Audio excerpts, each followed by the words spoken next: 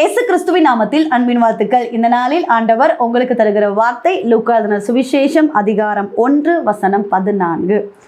உனக்கு சந்தோஷமும் மகிழ்ச்சியும் உண்டாகும். பிரியமானவர்களே, இந்த காலை வேளையில் உங்களோடு கூட ஆண்டவர் இந்த வசனத்தின் மூலமாக பேச போகிறார். சந்தோஷம் மகிழ்ச்சி உங்களுடைய வாழ்க்கையில கற்றுத்தர போகிறார். பிரியமானவர்களே, கர்த்தருக்காக வைராக்கியமாக நின்ற குடும்பம் சகரியா எலிசபெத் குடும்பம், ஆசாரிய ஊழியம் செய்த குடும்பம்.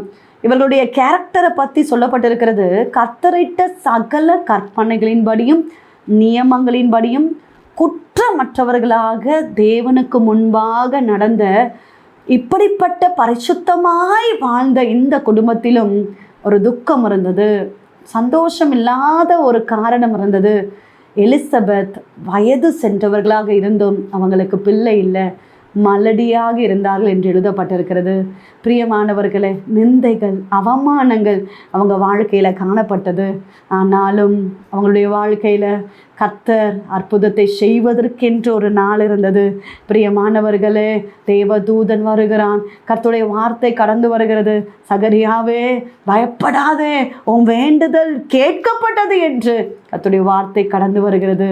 பிறக்க போகிற பிள்ளையை குறித்து இனி வருகிற நாட்கள்ல இந்த பிள்ளை எப்படியெல்லாம் இருக்கும், இந்த பிள்ளைக்கு என்ன பெயர் வைக்க வேண்டும் என்று சொல்லி எல்லா சம்பவங்களையும் இந்த தேவ தூதன் சகரியாவுக்கு சொல்லுகிறதை நம்ம பார்க்கிறோம்.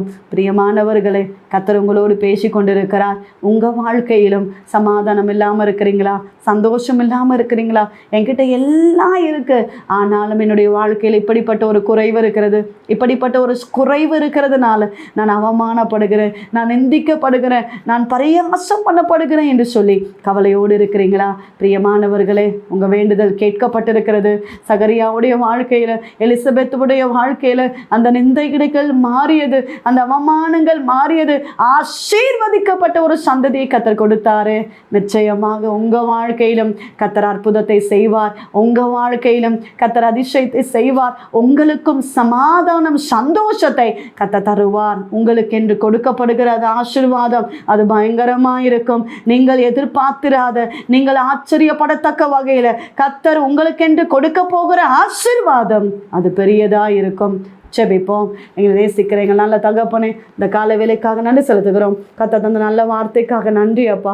பயப்படாதே, உன் வேண்டுதல் கேட்கப்பட்டது என்று சகரியாவுடைய வாழ்க்கையில், எலிசபெத்துடைய வாழ்க்கையில் சந்தோஷத்தையும் மகிழ்ச்சியும் கர்த்தர் தந்தது போல தேவ பிள்ளைகளை ஆசீர்வதிங்க. நிந்தைகள் அவமானங்கள் நெருக்கங்களோடு வாழ்ந்து கொண்டு இருக்கிறாங்கப்பா. கர்த்தர் அற்புதத்தை செய்கிறபடியினால ஸ்தோத்திரம் ஆண்டவரே. மலடியாக இருந்த ஏசப்பா எலிசபெத்தை ஆசீர்வதித்து, சாராலை ஆசீர்வதித்து, ஆண்டவரே அண்ணாலை ஆசீர்வதித்து தேவ பிள்ளைகளை ஆசீர்வதிங்கப்பா.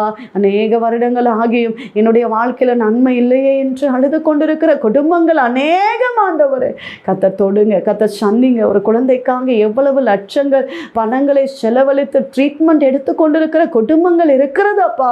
ஏசப்பான்னு நினைவு கூறுகிறபடியினால ஸ்தோத்திரம். சந்ததிகளை கொடுங்க, நன்மைகளை கொடுங்க, பிள்ளைகளை கொடுங்க, ஆசீர்வதிக்கிறபடியினால ஸ்தோத்திரம். தடைகள் நெருக்கங்கள் போராட்டங்கள் மாறட்டும் ஆண்டவரே. இந்த நாள் முழுவதும் உங்கள் கரம் தாங்கி நிறுத்தட்டும் கர்த்தராவே. ஒவ்வொரு பிள்ளைகளையும் கர்த்தர் ஆசீர்வதிங்க. படிக்கிற பிள்ளைகளோடு கர்த்தருடைய கரம் கூட இருக்கட்டும். நல்ல வேலை வாய்ப்புகளை கொடுங்க, நல்ல சுகபலன் ஆரோக்கியத்தை கொடுங்க. பலவீனத்தோடு இருக்கிற பிள்ளைகளுக்கு நல்ல சுகம் உண்டாகட்டும். திருமணத்துக்காக காத்திருக்கிற பிள்ளைகளை கர்த்தர் ஆசீர்வதிங்க. கர்ப்பிணிகளை கர்த்தர் ஆசீர்வதிங்க. டெலிவரிக்காக அட்மிட் ஆயிருக்கிற கர்ப்பிணிகளுக்காக நாங்கள் ஜெபிக்கிறோம். நல்ல சுக பிரசவத்தை கொடுங்க. கர்த்தருடைய கரம் தாங்கி நடத்துகிறபடியினால ஸ்தோத்திரம். கணவன் மனைவி பிரிந்திருக்கிற குடும்பங்களை சமாதானம் உண்டாகட்டும். கர்த்தர் தாங்கி நடத்துவீராக. இயேசு கிறிஸ்துவின் நாமத்தில் ஜெபிக்கிறோம் எங்கள் ஜீவனுள்ள நல்ல தகப்பனே, ஆமென். பிரியமானவர்களே, கர்த்தர் உங்களோடு பேசியிருக்கிறார். நிச்சயமாக கர்த்தர் உங்களோடு கூட இருக்கிறார். உங்கள் வாழ்க்கையிலும் கர்த்தர் சீக்கிரத்தில் அற்புதத்தை செய்வார். உங்களுக்காக, உங்களுடைய ஜெப விண்ணப்பங்களுக்காக நாங்கள் ஜெபிக்கிறோம். நீங்களும் எங்களுக்காக, எங்களுடைய ஊழியங்களுக்காக ஜெபித்துக் கொள்ளுங்கள். இந்த டிவோஷன் மூலமாய் உங்களோடு ஆண்டவர் பேசுகிறதை எங்களோட பகிர்ந்து கொள்ளுங்கள். இந்த வார்த்தை அநேகருக்கு பிரயோஜனமாக இருக்குமே என்றால் அநேகருக்கு ஷேர் பண்ணுங்க. God bless you.